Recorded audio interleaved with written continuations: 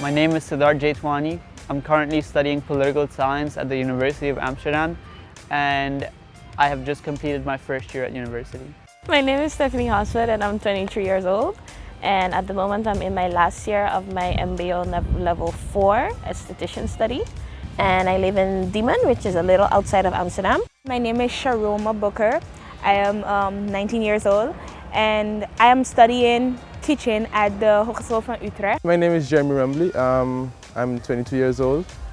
Right now I'm in aviation studies at the Hogeschool van Amsterdam.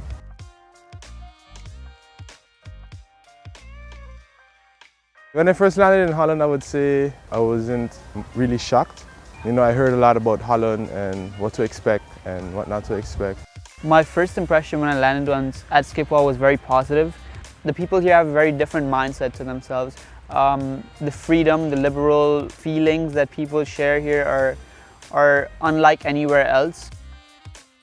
My experience coming to the Netherlands might have been a little different than the typical St.Maarten student coming to the Netherlands because I lived in Holland before. So what you may experience now moving to the Netherlands, I experienced moving from the Netherlands back to St.Maarten. We have two settings. So one is the lecture hall where we had about 400 students listening to one lecture, and then we have the tutorial groups, which is a smaller setting where the levels of intimacy with your fellow students are much higher. I was one of the oldest students in class because MBO mostly have students coming straight out of VMBO or VSBO TKL as we know it. And I would say what shocked me the most about school was how you could have some immature classmates, but you quickly realize that they can't really help it. But the workload coming from MBO to HBO, it demands a lot more time for you, especially if you're doing an engineering study like I did, aviation. This has a lot of maths in it and those type of stuff, so it requires a lot more time from you. Well, when I first walked in on introduction day, most of the people were European descent. Then I was the only black person in the classroom basically. It was challenging also, but it wasn't hard to make friends because everyone was friendly. Everyone had an open mind and we got along very fast. One is my house, with the company of my cat and Netflix. My favorite place is my house, but scenic-wise, to see would be the city centre and Scheveningen on a nice hot day. Food is always a good plan. Oh, and the movies. I love movies. You know that Pathé card? Marvel fan. My city is Rotterdam and my favorite place is, I would say, Zuidplein. Reasons for that is because that's where I feel home. I just feel comfortable. It feels like a mini St.Maarten actually there. So I would say that that's my favorite place to be.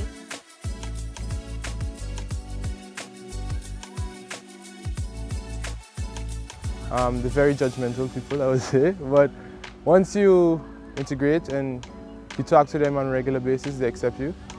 You know, in school, don't take the questions that they ask you in offense. They're just trying to learn about you and where you come from. Well, there are certain things that still surprise me even though I've lived in Holland for a very long time. You see this water? This water is green. This is not Mullet Bay Beach that's blue that I can see my toes and no, I would never swim in this, never. And another thing that I find that always sticks with me is my mother went to dinner when she was younger by a friend, and they had strawberries and bread for dinner. They can eat a sandwich for dinner and they'd be full.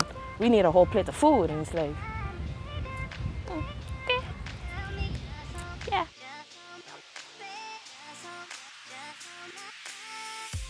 I would say I am more open-minded, more balanced, and more realistic. I'm not reliant on someone to give me directions as to how to get from point A to point B or how to go about making appointments and such. But I've also seen myself network really well with people here. The country humbled me a lot, I would say, because I'm not going to lie, it's tough. It could become tough at times, you know, with the weather and schoolwork and also having to organize everything on your own. The pressure can become hard, but it also matures you and prepares you for your future also.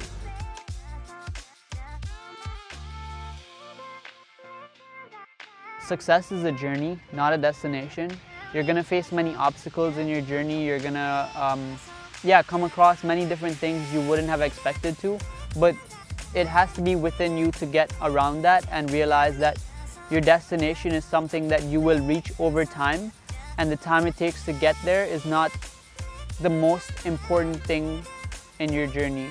Know what you're coming to do, because it could get boring quickly, and once it gets boring and you lose your motivation, things can go south really fast.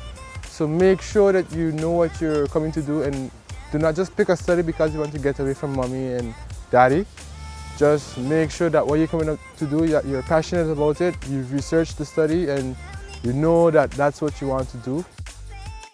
Stick to it, and it might be difficult at times. Believe me, I have had it as well. Don't let other people on the outside determine what you want, because at the end of the day, it's your future.